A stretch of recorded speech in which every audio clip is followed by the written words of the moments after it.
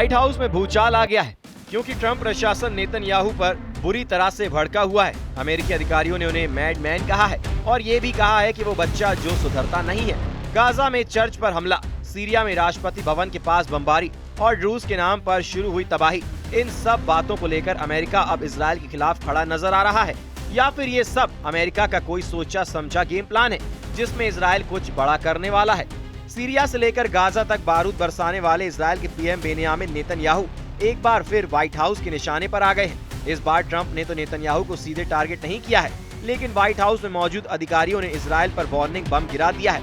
Netanyahu एक madman की तरह बर्ताव कर रहे हैं, वो हर चीज पर बम गिरा देते हैं। ये सब ट्रंप की शांति नीति को नुकसान पहुंचा रहा है। व्हाइट हाउस के भीतर से ये बयान तब सामने आया जब इजरायली सेना ने सीरिया के स्वेदा में बमबारी की। अमेरिका ने इस इलाके में युद्ध विराम लागू करवाया था, लेकिन नेतन्याहू ने अगले ही दिन सीरियन मिलिट्री मुख्यालय और राष्ट्रपति भवन के पास हमला कर दिया। ट्रंप प्रशासन को ये बात नागवार गुजरी। एक तरफ ट्रंप पीस बिल्डिंग इनिशिएटिव चला रहे हैं, दूसरी तरफ उनके करीबी माने जाने वाले नेतन्याहू एक के बाद एक हमले कर रहे हैं। ट्रंप चुप हैं, लेकिन उनके अधिकारियों ने नेतन्याहू के खिलाफ मोर्चा खोल दिया है। वो उन्हें बेकाबू बता रहे हैं और नेतन्याहू की तुलना उस बच्चे से कर रहे हैं जो डांट के बाद भी सुधरना नहीं चाहता। नेतन्याहू को लेकर व्हाइट हाउस से जो बयान सामने आ रहे हैं, उसके पीछे एक बड़ी जमीन तैयार हुई है। बीते एक हफ्ते में इजराइल की तरफ से सीरिया पर हमला किया गया। गाजा की इकलौती कैथोलिक चर्च पर इजरायली टैंक का शेल गिरा, जिसमें 3 बेगुनाह आम नागरिकों की मौत हुई। ट्रंप ने इस घटना के तुरंत बाद नेतन्याहू को फोन किया था और उन पर अपना गुस्सा जाहिर किया था, जिसके बाद नेतन्याहू की तरफ से भी इस घटना को लेकर अपना दुख जाहिर किया गया था। व्हाइट हाउस की प्रेस सचिव कैरोलिन लिविट ने जानकारी देते हुए कहा था कि ट्रंप और नेतन्याहू के बीच जो भी बात हुई वो बेहद नेगेटिव थी। यानी नेतन्याहू के खिलाफ गुस्से की कई वजहें हैं। ये वजहें जैसे जैसे बड़ी होती हैं, नेतन्याहू के खिलाफ व्हाइट हाउस से गुस्से की लहर उठने लगी। वहीं दूसरी तरफ इजराइल का दावा है कि उसने सीरिया में ड्रूज समुदाय की रक्षा के लिए सैन्य कार्रवाई की, लेकिन व्हाइट हाउस के सूत्र कहते हैं ये घरेलू राजनीति थी। नेतन्याहू की सरकार पर इजरायली ड्रूज समुदाय का भारी दबाव था, जो इजरायली सेना में सेवा करते हैं। स्वेदा में सीरियन सेना और बेदुइन मिलिशिया द्वारा ड्रूज समुदाय पर हमले की खबरें आई। महिलाओं की हत्या, घरों में लूट और धार्मिक गुरुओं की बेइज्जती की गई। पिछले एक हफ्ते में सीरिया में अब तक 1000 से ज्यादा लोग मारे जा चुके हैं। इनमें 336 ड्रूज लड़ाके, 298 आम ड्रूज नागरिक, 342 सीरियाई सैनिक और 21 बेदुइन लड़ाके शामिल हैं। इन्हीं हमलों का हवाला देकर इजराइल की तरफ से सीरिया पर 250 से ज्यादा हमले किए गए, लेकिन अमेरिका को लगता है कि इजराइल को तय नहीं करना चाहिए कि सीरियन सरकार अपने नागरिकों पर कैसे शासन करे। यही वजह है कि ट्रंप के सलाहकार मानते हैं नेतन्याहू अपनी राजनीति के लिए अमेरिका की रणनीति को दांव पर लगा रहे हैं। बीते मंगलवार को इजरायली हवाई जहाजों ने सीरियन टैंकों को स्वेदा में घुसते हुए निशाना बनाया। कुछ घंटों बाद बुधवार को हमला हुआ सीरिया के राष्ट्रपति भवन के पास। इससे एक दिन पहले अमेरिकी दूत टॉम बैरक ने नेतन्याहू को कहा था। नेतन्याहू ने हामी भरी, लेकिन अगले ही दिन हमले कर दिए, जिसका नतीजा ये हुआ कि व्हाइट हाउस के अंदर तक सब कुछ हिल गया। और फिर एक अमेरिकी अधिकारी ने नेतन्याहू को लेकर ट्रंप का संदेश पहुंचा दिया। बीबी की पॉलिटिक्स अमेरिका की पॉलिसी को हानि पहुंचा रही है। ये पहली बार नहीं है जब इजराइल के पीएम बेनियामिन नेतन्याहू ट्रंप के धैर्य की परीक्षा ले रहे हो।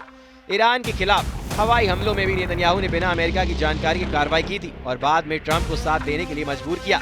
गाजा में महीनों से हो रही कार्रवाई के बावजूद ट्रंप ने सार्वजनिक विरोध नहीं किया, लेकिन अब लगता है कि ट्रंप के सलाहकार उनकी आंखें खोल रहे हैं। सीरिया में बम गिराना उस देश में अमेरिकी निवेश और शांति की संभावनाओं को मटियामेट कर रहा है। व्हाइट हाउस का मानना है अगर इजराइल ऐसी ही चलता रहा तो वो भी हारेगा और ड्रूज भी। सऊदी अरब और तुर्की दोनों ने व्हाइट हाउस को औपचारिक विरोध पत्र भेजा है। तुर्की के राष्ट्रपति रेसिप तायिप एर्दोआन का दावा है कि इजराइल ने पिछले दिनों में रूस को बहाना बनाकर पड़ोसी सीरिया तक अपनी लूटपाट फैला दी है। मैं एक बार फिर स्पष्ट और निर्विवाद रूप से कहना चाहता हूँ, इजराइल का कानून उसे इस बात की मान्यता नहीं देता। ये एक अनियंत्रित, सिद्धांतहीन, बिगड़ा हुआ, लाड़ प्यार से पला बड़ा और लापरवाह आतंकवादी देश है। इस समय इजराइल की आक्रामकता हमारे क्षेत्र की सबसे बड़ी समस्या है। खुद स्टेट डिपार्टमेंट की नाराजगी खुलकर सामने आ चुकी है। व्हाइट हाउस के अंदरूनी हलकों में अब नेतन्याहू को लेकर हंसी ठिठोली नहीं बल्कि चेतावनी वाला माहौल है।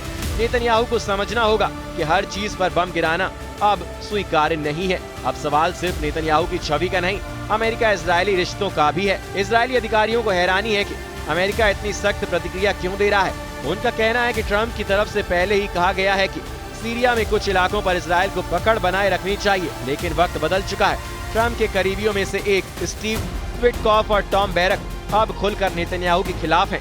यहाँ तक कि अमेरिकी इवेंजलिकल नेता माइक हकाबी, जो नेतन्याहू के भ्रष्टाचार ट्रायल में साथ खड़े थे, अब गाजा में चर्च हमले और वेस्ट बैंक में ईसाई समुदाय पर अत्याचार को आतंकवाद कह रहे हैं। ये बदलाव संकेत है कि ट्रंप की टीम अब बीवी से थक चुकी है।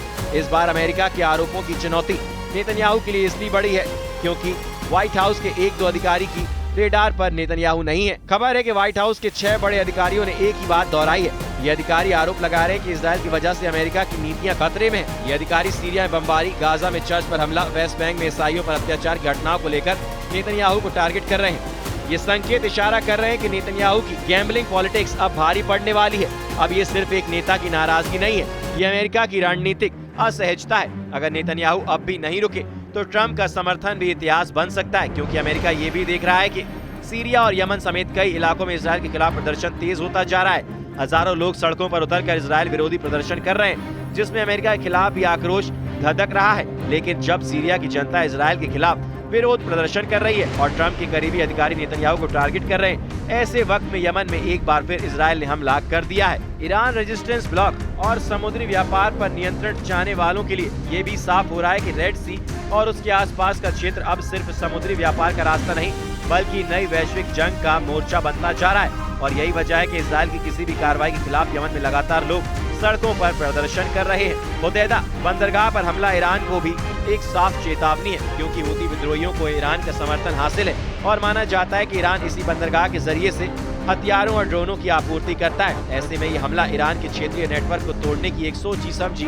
रणनीति हो सकती है। लेकिन सवाल तो ये है कि आखिर एक साथ कई मोर्चों पर लड़ने वाला इजराइल क्या वाकई अपने वजूद की जंग लड़ रहा है, या फिर इजराइल के राजनीतिक हित इन हमलों का हिस्सा है। जो भी हो, इस बार व्हाइट हाउस से बाहर आने वाले रिएक्शन इजराइल के पीएम बेनियामिन नेतन्याहू के लिए शुभ संकेत नहीं कहे जा सकते, क्योंकि पहले ट्रंप की तरफ से इजरायली हमलों को लेकर नाराजगी जाहिर की गई और अब ट्रंप के करीबी नेतन्याहू को आंखें दिखा रहे हैं और मैडमैन जैसे शब्दों का इस्तेमाल कर रहे हैं। यही नहीं, नेतन्याहू की तुलना ढीठ बच्चों से की जा रही है। तो क्या सच यही है कि जुलानी की वजह से ट्रंप और नेतन्याहू की दोस्ती में दरार आ गई है, या फिर हमेशा की तरह अमेरिका की तरफ से एक नई स्टोरी प्लांट की गई और वो ये कि इजराइल गाजा से सीरिया यमन तक बारूदी बारिश करता रहे और पर्दे के पीछे से अमेरिका इजराइल को सपोर्ट करता रहे, क्योंकि दुनिया ने अब तक यही तस्वीर देखी है कि भले ही इजराइल के हमलों को लेकर अमेरिका ने अपनी नाराजगी जाहिर की है, लेकिन इजराइल के हमले जारी रहे हैं। ये सब कुछ बताता है कि जंग में अक्सर जो दिखता है वो होता नहीं और जो होता है वो दिखता नहीं।